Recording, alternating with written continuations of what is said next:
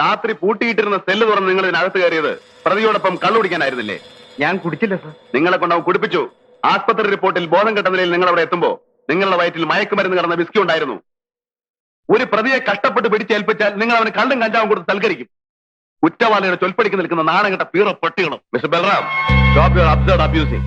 ഞങ്ങളെ തെറി പറയാൻ നിങ്ങൾക്ക് കഴിയാം സർ? അയ്യോ, ഞാൻ സാറിനെയല്ല, ഈ കമ്പനികളോടാ പറഞ്ഞത്. വാഴപ്പിണ്ടി പോലെ ഇവന്മാര് വളഞ്ഞു കൊടുത്തുകൊണ്ടല്ലേ അവൻ ചാടിപ്പോയത്. നമുക്ക് ഇവന്മാരെ മാറ്റി കുറച്ചുകൂടെ കൂറുള്ള ജാതികളെ വെക്കണം. പതിവായിട്ട് ഇവിടെ സത്യരാജനെ കാണാൻ വരാറുള്ള വിസിറ്റേഴ്സ് ആരൊക്കെയാണ്? അയാളുടെ വക്കീൽ അഡ്വക്കേറ്റ് ജയചന്ദ്രൻ വരാറുണ്ട്.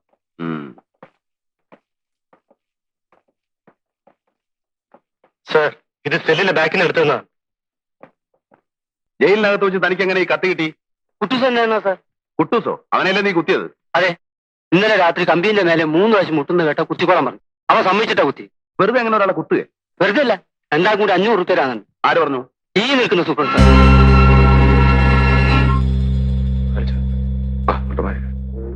മുടിഞ്ഞു പോകാനായിട്ട് ഇന്ന് മുഴുവനും ഫുള്ളാ.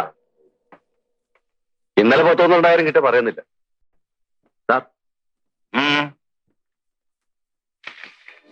വാർഡനെ കസ്റ്റഡിയിൽ എടുത്തിട്ടുണ്ട്. കൂട്ടത്തിൽ സത്യരാജനെ ജയിൽ ചാടാൻ ജയിൽ സൂപ്രണ്ട് കൂടെ സഹായിച്ചിട്ടുണ്ട്. What nonsense you are talking? എല്ലാം ഇതിൽ വിവരിച്ച് എഴുതിയിട്ടുണ്ട് സർ. സൂപ്രണ്ടിനെ ചോദ്യം ചെയ്യാൻ ജയിൽ ഐ ജിയുടെ പെർമിഷൻ ചോദിച്ചുകൊണ്ടുള്ള ആപ്ലിക്കേഷനാണ്. സാർ ഇതൊന്ന് ഫോർവേഡ് ചെയ്യണം. ജയിൽ സെക്യൂരിറ്റിക്കാരുടെ ശ്രദ്ധ തിരിക്കാൻ ബി ബ്ലോക്കിലെ പ്രിസണേഴ്സിനെ കൊണ്ട് സൂപ്രണ്ട് കത്തിക്കുത്തുണ്ടാക്കിച്ചതാണ് സർ. അത് മാത്രമല്ല, അവിടെ സെല്ലിൽ സ്ഥിരമായി വിസിറ്റ് ചെയ്യുന്ന ക്രിമിനൽ ലോയർ ജയചന്ദ്രനെ എനിക്ക് സംശയമുണ്ട്. സംശയമല്ല, അവിടെ ഇരിക്കട്ടെ. എനിക്ക് മറ്റൊരു പ്രധാന കാര്യം തന്നോട് പറയാനുണ്ട്. ഒരു ഫുട്ബോൾ ടൂർണമെന്റിന്റെ 10 സീസൺ ടിക്കറ്റുകൾ ഇവിടെ അയച്ചു തന്നിരിക്കുന്നു. ഒരു ടിക്കറ്റിന് 5000 രൂപയാണ് വില. 5 എണ്ണം ഞാൻ തന്നെ ഏൽപ്പിക്കുന്നു. ഇത് വിറ്റ് തരണം. ക്ഷമിക്കണം സർ, എനിക്കതിൽ അല്പം പ്രയാസമുണ്ട്. എന്ത് പ്രയാസപ്പെട്ടാലും ചെയ്തേ പറ്റൂ. സാർ, ഈ യൂണിഫോം ഇട്ട് ചെന്നാൽ 5000 രൂപ ചിലർ തന്നെന്ന് വരും. കളി കാണാനല്ല, പോലീസുകാരൻ നൽകുന്ന സഹായം. ഈ ദാനം ഞാൻ സ്വീകരിച്ചാൽ പകരം ഞാൻ നാളെ അവന്മാരുടെ അഴിച്ചിട്ട് കോണം കഴുകി കൊടുക്കേണ്ടി വരും. Balram, you can go. Sir, അപ്പൊ ഞാൻ തന്ന ആപ്ലിക്കേഷന്റെ കാര്യം? Stupid! Your application will go to hell through proper channel. Get away from here! നിന്റെ പോലീസിന് മണങ്ങാൻ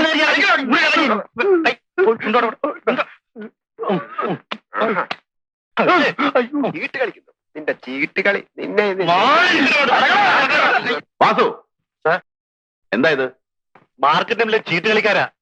രാവും പകലും പന്നി മലർത്ത്. എന്നാ ഒരു 10 പൈസ സ്റ്റേഷനിൽ കയറി. ഓ, അതിന്റെ വാശി തീർക്കാനാണോ? വിട്ടുകളടോ ഒറ്റളെ. സാർ, ഒരു സംശയം.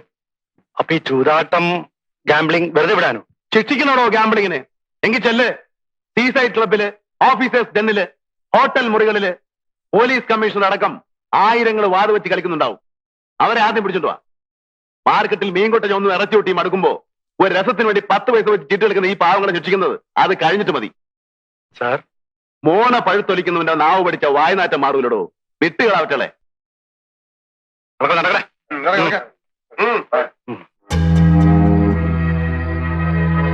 എനിക്ക് ഈ പുളിച്ച സാമ്പാർ കഴിച്ച് ശീലമില്ല. ഇറച്ചി മീനൊന്നും ഇല്ലാതെ. അയ്യോ, ഇതൊരു നമ്പൂരിയില്ലാണ്. ഇവിടെ ഞാൻ കഴിഞ്ഞ ജയിലിനേക്കാൾ വലിയ തടവറയാണ്. ദേഷ്യം തോന്നരുത്.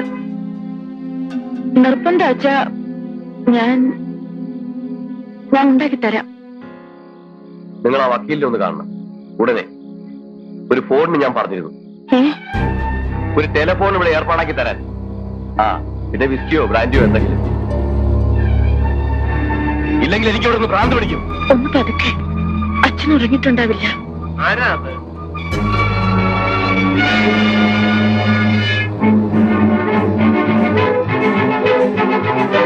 ആരാ ഇരുട്ടത്തേക്ക് മാറിയത്?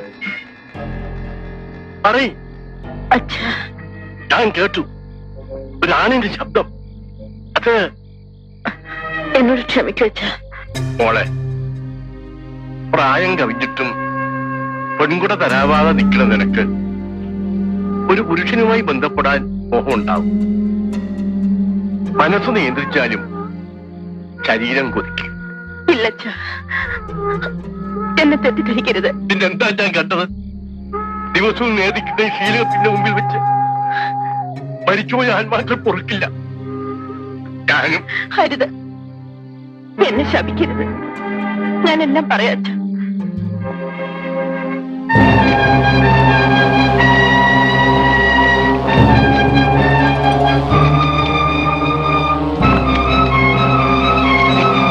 പറഞ്ഞാൽ ഒരിക്കലും സമ്മതിക്കില്ലെന്ന് കരുതിയ ഞാൻ അച്ഛനറിയാതെ നമ്മുടെ ഉണ്ണിയെ കൊന്നവരോട് പകരം വിട്ട് വേറെ വഴിയില്ല അച്ഛാ. ഈ വഴി അപകടമല്ലയോ മോളെ?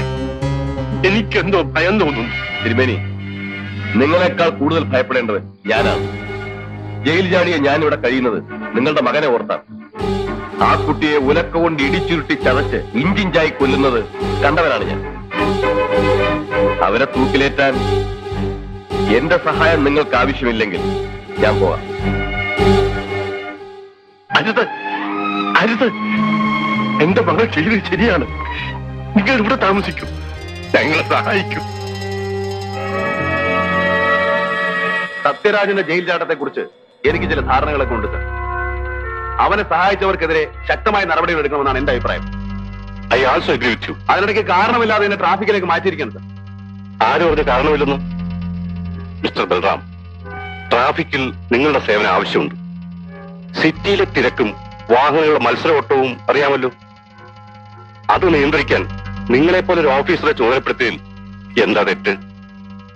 സാർ, ഞാൻ ഇനി ഒരു പരാതിയും എനിക്ക് കേൾക്കണ്ട. വയ്ക്കുള്ളൂ. Balu, please go.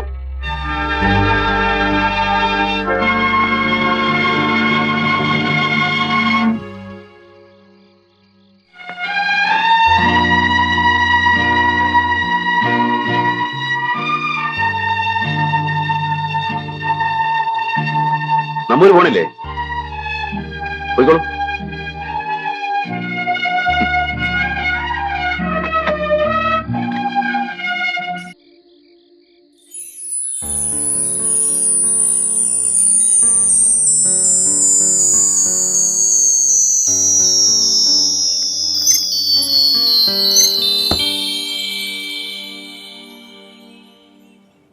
നമ്പൂരി, നമ്പൂരി, എഴുന്നേറ്റേ, എഴുന്നേറ്റ.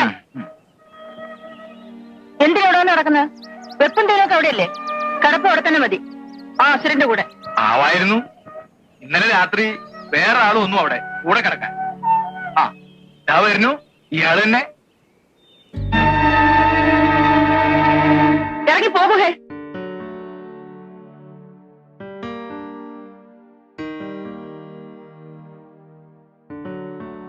ദേഷ്യവും ശകാരമൊക്കെ എന്റെ അടുത്തല്ലേ ഉള്ളൂ. ഇവിടെ വയ്യല്ലോ. ഇഷ്ടകാരിയല്ലേ? ആ അമ്പലത്തിൽ നിന്ന് വരികയായിരിക്കും അല്ലേ? ഞാൻ ഞാൻ അതെ. ആ പ്രസാദവുമായിട്ട് ഇങ്ങോട്ട് വരരുത്. ഈ ഉമ്മർത്ത് കയറരുത്. രാധേ, ഞാനും നീയും അങ്ങനെ കഴിഞ്ഞിരുന്നവരാണ്. എന്റെ ഉണ്ണി നിന്റെ കൂടി അനിയനാണെന്നാ ഞാൻ കരുതിയിരുന്നത്. അവനെ കൊലിച്ചു കൊടുത്ത ദുഷ്ടന്റെ കൂടെ കഴിഞ്ഞിട്ട് ഇല്ല രാധേ, അദ്ദേഹം ഒരിക്കലും അത് ചെയ്യില്ല. നിനക്ക് അങ്ങനെ പറയാൻ നോക്കും. പലതും ഞാൻ കേട്ടിരുന്നു നിന്നെപ്പറ്റി. എന്നാൽ ഇത്തരം ഒരു മനുഷ്യന്റെ കൂടെ നീ ഇല്ല. ഇനി നാം തമ്മിൽ കാണണ്ട. പോയിക്കോളൂ രാധേ.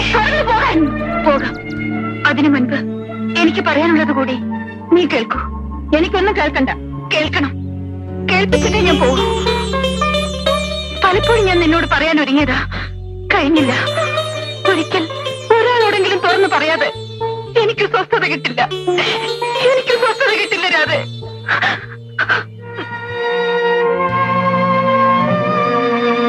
നിനക്ക് ഓർമ്മയില്ലേ, തിരുമേനിക്ക് പാലക്കാട്ടേക്ക് മാറ്റമായപ്പോൾ നിങ്ങൾ എല്ലാവരും പോയി.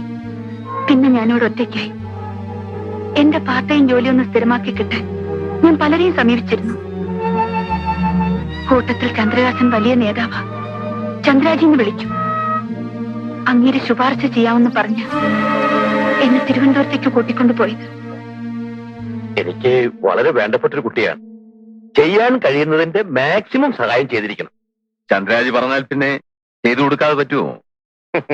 അപ്പോ നിങ്ങൾക്ക് ചോദിക്കാനും പറയാനും ഒക്കെ കാണുമല്ലോ. I mean interview. 11:30 എനിക്ക് മിനിസ്റ്ററുമായി അപ്പോയിന്റ്മെന്റ് ഉണ്ട്. ഞാൻ റെസ്റ്റ് ഹൗസിൽ കാണാം. ആ സീത പരിഭ്രമിക്കണ്ട. സുകുമാരൻ നായർ സ്വന്തം ആളായിട്ട് കണ്ടാ മതി. എന്നാ ഞാൻ ഇറങ്ങുന്നു. സർട്ടിഫിക്കറ്റ് എല്ലാം ഫയലിലുണ്ട്. അതൊന്നും എനിക്ക് കാണണ്ട. ഇതൊരു ലേസൺ ഓഫീസാണ്.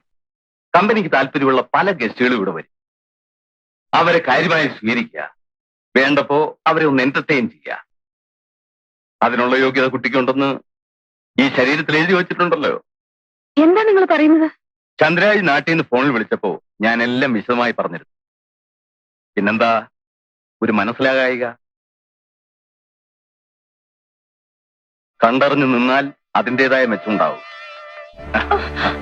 പരിഭ്രമിക്കണ്ട, ഇവിടെ വേറെ ആരുമില്ല.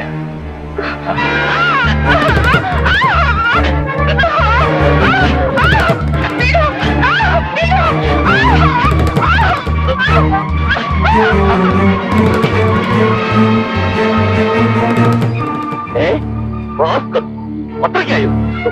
അവനെ വെറുതെ വിടില്ല. ആ തെമ്മാടി പോലീസിൽ ഏൽപ്പിക്കണം സാർ. സീഡോ നിൽക്ക്, ഞാൻ പോലീസ് ഐ ജി വിളിക്കട്ടെ.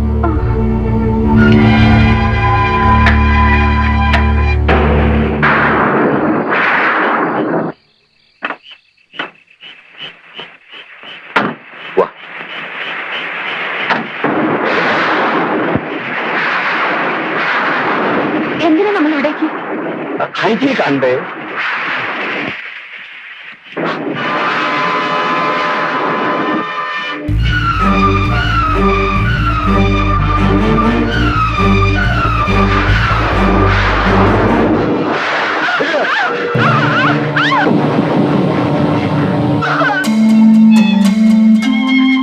പിന്നീട് എത്ര പേർ അവിടെ വന്നെന്നോ എത്ര ദിവസം അവിടെ കഴിഞ്ഞെന്നോ എനിക്ക് ഓർമ്മയില്ല.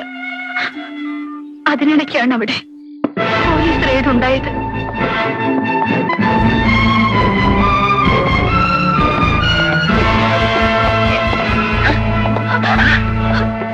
എന്നെ അവരെ കൂട്ടത്തിൽ കൊണ്ടുപോകരുത് സാർ. ഞാൻ ഒരു കുറ്റം ചെയ്തവളല്ല. ഓ പിന്നെ നീ മാത്രം ഒരു ശീലാവതി ആടിച്ചാൻ. സാർ, എന്നെ അവർ ചതിച്ചതാണ്. ഒരു ജോലി തേടി പുറപ്പെട്ട ഞാൻ ഇവിടെയാണ് എത്തിയതെന്ന് അറിഞ്ഞാൽ എന്റെ വീട്ടുകാർ സഹിക്കില്ല. ഞാനും നശിച്ചു. ഇനി അവരെ കൂടി കൂട്ട ആത്മഹത്യക്ക്. എന്നെ രക്ഷിക്കണം സാർ, എന്നെ രക്ഷിക്കണം. പുറമേ ക്രൂരനാണെങ്കിലും അയാളുടെ ഉള്ളിന്റെ അലിവ് ഞാൻ അന്ന് മനസ്സിലാക്കി. എന്നോട് ആ മനുഷ്യൻ ദയ തോന്നി. നിന്റെ വീട് എവിടാ? കോഴിക്കോട് അടുത്ത് മുക്കം. വണ്ടിക്കൂലി കഴിച്ച് ബാക്കി ചില്ലറ ചെലവിന് കാണും. ഇനി നിന്നെ ഈ സിറ്റി കണ്ടുവരുത്. പോ. മടങ്ങിപ്പോകാൻ പറയാൻ എളുപ്പമാണ്, പക്ഷെ എങ്ങനെ? ആത്മഹത്യ വരെ ഞാൻ ആലോചിച്ചു. അതൊന്നിനും പരിഹാരമാവില്ലല്ലോ. എല്ലാം നഷ്ടപ്പെട്ടവളായിരുന്നു ഞാൻ.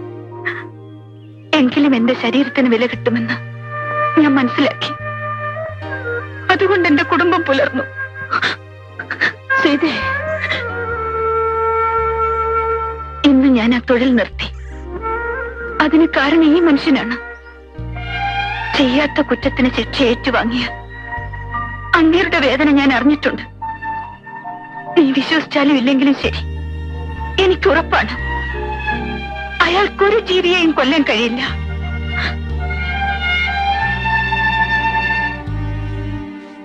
ചേച്ചി ഇപ്പൊ വരും. വരട്ടെ, നമുക്കൊട്ടും തിരക്കില്ല. എണ്ണം തെറ്റിലോ? എന്തിനാ നോട്ട് എണ്ണുന്നേ? ഇവിടെ തരാനാ? ആ അല്ല, ഞാൻ ആലോചിക്കുകയായിരുന്നു. കാലം പോയ പോക്കേ. മുമ്പ് നമ്പൂതിരിയായി ജനിച്ചാ മതി. ഊണായാലും ഇഷയായാലും ഒരു മുട്ടുമില്ലാതെ നടക്കും. അന്നുള്ളവർക്ക് സന്ധ്യയാവുമ്പോ പാനീസും കത്തിച്ച് ഇറങ്ങേ വേണ്ടു. കോവിലകത്തെ തമ്പുരാട്ടികൾക്ക് കുത്തിരിപ്പ്, നാട് നീള സംബന്ധം, രാവും പകലും ഇരിക്കപ്പുറതില്ലാത്ത അഭ്യാസം തന്നെ. കുട്ടി പറഞ്ഞാ വിശ്വസിക്കില്ല, എനിക്ക് ഇതുവരെ ഒന്നും തരായിട്ടില്ല. എന്താ നിങ്ങൾ പറയുന്നേ? ഇവിടെ വന്ന് കുട്ടിയെ കണ്ടപ്പോ സംശയായി.